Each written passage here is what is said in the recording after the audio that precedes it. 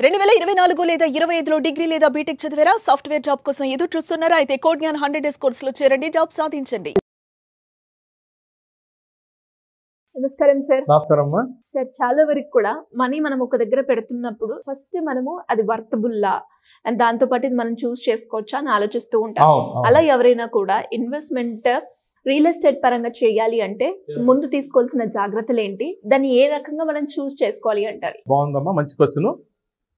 నేను గత 15 ఏళ్ళుగా నేను ఈ కన్సల్టింగ్, కోచింగ్, మెంటరింగ్తో చేసేటప్పుడు నేను చాలా సంస్థలకి, ఇటు రియల్ ఎస్టేట్ సంస్థలకు కూడా నేను గైడెన్స్ ఇవ్వడం జరిగింది. సో ఈ క్రమంలో ఏంటంటే నేను సెల్లర్స్ని, బయ్యర్స్ని, ఇన్వెస్టర్స్ని, తర్వాత డెవలపర్సు, బిల్డర్సు, మార్కెటింగ్ ఎగ్జిక్యూటివ్స్, ఏజెంట్స్, ఇలా ఈ స్టేక్ హోల్డర్స్ అంటాం ఈ ఇండస్ట్రీలో, వీళ్ళందరినీ కలవడం జరిగింది. సో నేను ఒక ప్రాపర్టీ పోర్ట్ఫోలియో మేనేజ్మెంట్ ఎక్స్పర్టైజ్ అనేది తయారు చేసుకున్నాను.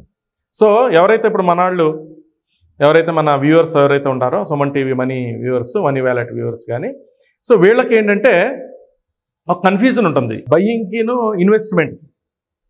సో మన ఎక్స్పర్టైజ్ ఏంటంటే బయ్యింగ్ అనేది ఎప్పుడు చేయాలి, ఇన్వెస్ట్మెంట్ ఎలా చేయాలి అనే దాని మీద నేను ఎక్కువ చెప్తాను. బయ్యింగ్ అనే దాన్ని జనరల్గా ఏంటంటే ఒక ప్రాపర్టీ బై ఎప్పుడు చేస్తారు, వాళ్ళకి ఏదన్నా ఉందామనుకున్నా, లేదంటే ఎవరో ఒకళ్ళు తెలిసిన వాళ్ళు వాళ్ళకి ఎక్కడో ఇదిగో పలానా చోట ఒక వెంచర్ ఉంది, లేకపోతే ఒక ఫ్లాట్ ఉంది అని చెప్పినప్పుడు 2 రకాల బయర్స్ ఉంటారు. వెంటనే ఒక ప్రొడక్ట్ అక్కడ ఆ స్థలం కొనుక్కుని ఇల్లు కట్టుకుందామనో లేకపోతే అపార్ట్మెంట్ కట్టుకుందామనో ఉండేవాళ్ళు కొంతమంది అయితే, కొంతమంది ఏమో పిల్లలకు ఉంటుంది, ఆల్రెడీ మనకి ఇల్లు ఉంది, అపార్ట్మెంట్ ఉంది, ఈ కొనుక్కుంటే అపార్ట్మెంట్ అయితే రెంట్ వస్తుంది, తర్వాత పిల్లలకు ఉంటుంది. అదే ప్లాట్ అయితేనేమో ఒక 5 ఏళ్లకో 10 ఏళ్లకో 15 ఏళ్లకో అది ఇవాళ మనం కొంత ఇన్వెస్ట్మెంట్ పెట్టుకుంటే బాగుంటుంది.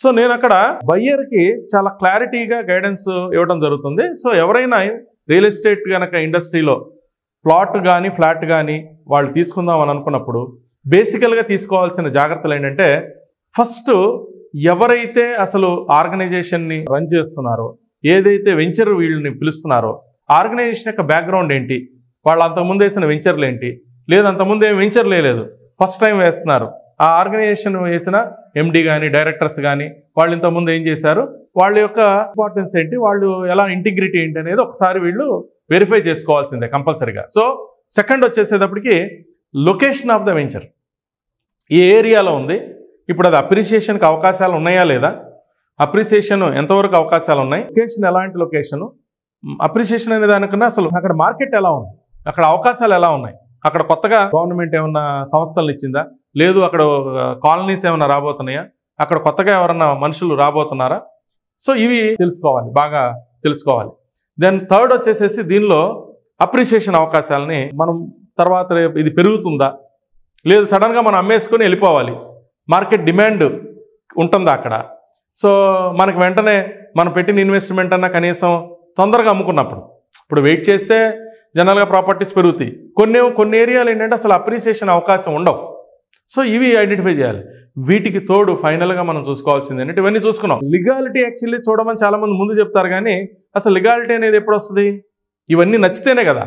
ఇవి నచ్చకుండా మనం లిగాలిటీ బాగుంది, కంపెనీ యొక్క ప్రోడక్ట్ బాగుంది, అక్కడ మార్కెట్ లేదు, అప్రిసియేషన్ లేదు, మనం అమ్ముకుని వెళ్దామంటే కుదరనప్పుడు మనం లిగాలిటీ లేని ముందు చూసుకునే ఉపయోగం లేదు. సో అందుకే నేను చెప్తానంటే, ప్రొడక్ట్ ఏరియా నచ్చిందా, ప్రొడక్ట్ నచ్చిందా, ప్రైస్ నచ్చిందా, ఇవన్నీ మనకు నచ్చిన తర్వాత అప్పుడు కంపెనీ బ్యాక్గ్రౌండ్, లిగాలిటీలు జోలికి మనం పోతే ఆటోమేటిక్గా మనకు ఒక ఇది అవుతుంది అనమాట. సో ఇక్కడ బయ్యర్స్ ఫ్లాట్ కావాలా ప్లాట్ కావాలనే దాని మీద ఒక స్పష్టత ఉండాలి, ప్లాట్ ఎందుకు కొనాలి, ప్లాట్ ఎందుకు కొనాలి. దీంతో పాటు ఏంటంటే ఇన్వెస్ట్మెంట్ అనే సబ్జెక్ట్ కూడా ఉంటుంది. చాలామందికి ఏంటంటే బయ్యింగ్కి ఇన్వెస్ట్మెంట్కి తేడా తెలియదు.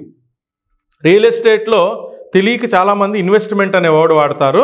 ఇన్వెస్ట్మెంట్ అనే వర్డ్ దేనికి వాడాలంటే, ఎప్పుడైతే మనం ఒక వస్తువు కావాలనుకోవట్లేదు, ఉంచుకోవాలనుకోవట్లేదు, ఓన్లీ మనం పెట్టే డబ్బు తాత్కాలికంగా ఒక 100 సంవత్సరానికో 2 ఏళ్లకో 3 ఏళ్లకో మనం దాని మీద పెడితే, ఎవరైతే మనకి అమ్మారో వాళ్ళు కానీ, లేదంటే మనమైనా లిక్విడేట్ చేసుకుందాము, ఒక 2 ఏళ్లలో 3 ఏళ్లలో దాన్ని లిక్విడేట్ చేసుకుని మనం పెట్టిన ఇన్వెస్ట్మెంట్కి ఒక డబల్ అయినా మనం తీద్దాం అనుకునే సబ్జెక్టే ఇన్వెస్ట్మెంట్ అవుతుంది. అది బయ్యింగ్ కింద రాదు.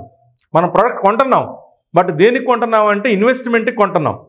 మనం మనకు మనీ పెరగటానికి. మన మధ్యలో ఏంటి ప్రోడక్ట్, మనకు రిజిస్ట్రేషన్ అయిన ప్లాట్ కానీ ఫ్లాట్ కానీ ఏంటి, అది మనకి ఒక హామీ కోసమే.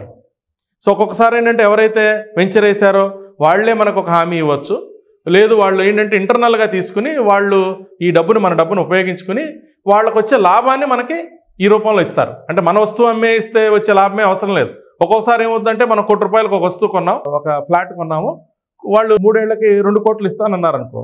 సో వాస్తవానికి ఏంటంటే 3 ఏళ్లకి అక్కడ ఏరియాలో 1 కోటి 2 కోట్లు అవ్వకపోవచ్చు. మరి ఎట్లా ఇస్తారు అంటే మన మనీని ఆ డెవలపర్ కానీ ఆ బిల్డర్ కానీ ఫస్ట్ అతను కన్స్ట్రక్షన్ కోసం దేనికోసం ఉపయోగించుకుని దాని మీద వచ్చే రిటర్న్స్ని అతను మనకు ఆఫర్ చేయడం ద్వారా ఒక్కోసారి ఏముందంటే న్యాచురల్గానే పెరిగే అవకాశాలు కూడా ఉంటాయి.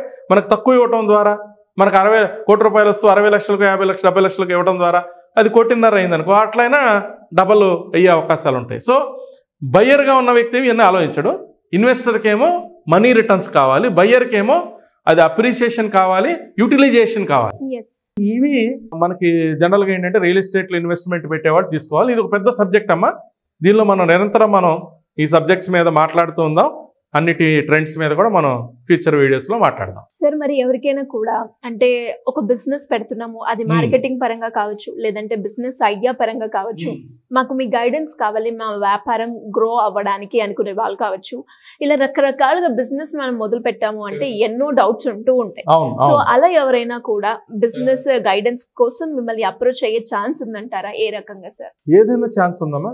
మన వీడియోలో ఆల్రెడీ చాలా వీడియోస్ మనం చేస్తున్నాము, బిజినెస్ మీద, ఆపర్చునిటీస్ మీద, వీటి మీద. ఇప్పుడు ఇన్వెస్ట్మెంట్స్ మీద కూడా మనం చేద్దాము.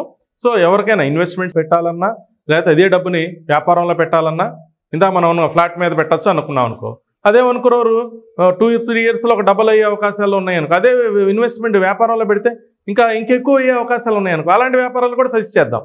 ఇక్కడ మనకున్న అడ్వాంటేజ్ ఏంటంటే రియాలిటీ మీదో ఇంకొక మీదో షేర్ ఇంకో రూపంలో ఒక వ్యక్తి పెట్టే మనీ వ్యాపారంలో కూడా కన్వర్ట్ చేసుకుని పెడితే ఎంత కంపారిజన్ ఉంటుందని మనం చక్కగా ప్లెయిన్గా మనం వాళ్ళకి ఎక్స్ప్లెయిన్ చేస్తాం. మనకి ఏదైతే స్క్రోల్ అవుతున్న నెంబర్ని కనుక వీళ్ళు కాంటాక్ట్ చేయగలిగితే మన ఫోన్లో అపాయింట్మెంట్ ఫోన్లోనూ మాట్లాడతాం, అవసరమైతే 1-to-1 డైరెక్ట్గా కూడా మాట్లాడతాం. సో 2 రకాలు మాట్లాడదాం. సో ఇంట్రెస్ట్ ఉన్న వాళ్ళకి కింద స్క్రోల్ అవుతున్న నెంబర్ని కాంటాక్ట్ చేయొచ్చు. Thank you sir. Thank you so much. Thank you అమ్మ.